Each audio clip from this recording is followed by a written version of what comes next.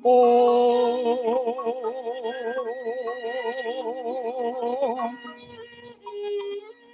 karyawaning pudyanira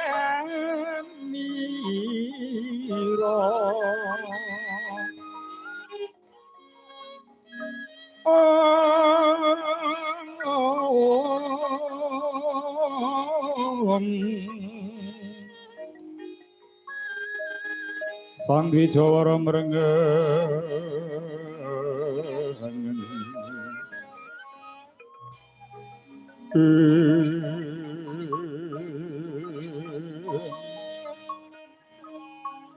lir swarane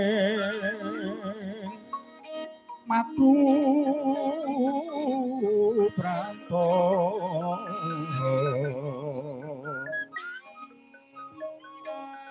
manungsa sabrining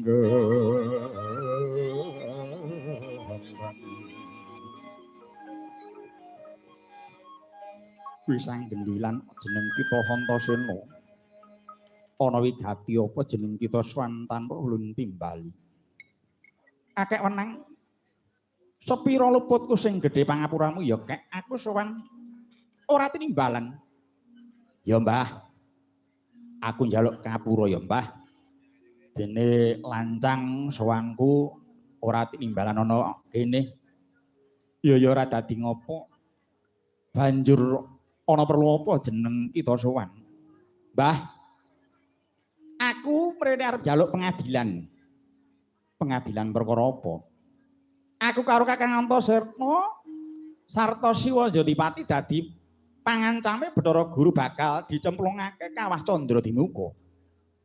Lah dosa luputmu apa? Aku Kakang Antasena lan Siwa Jodipati diluputake merga ora nandhukke basa marang para Jawata. Wisanggeni. Jeneng kita Wisanggeni.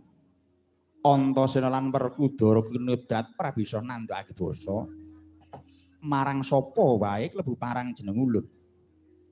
Kuwi mung akal-akalane Manik Maya nggone bakal nyingkirake jeneng kita Antasena lan Werkudara amarga nuruti panjali durga.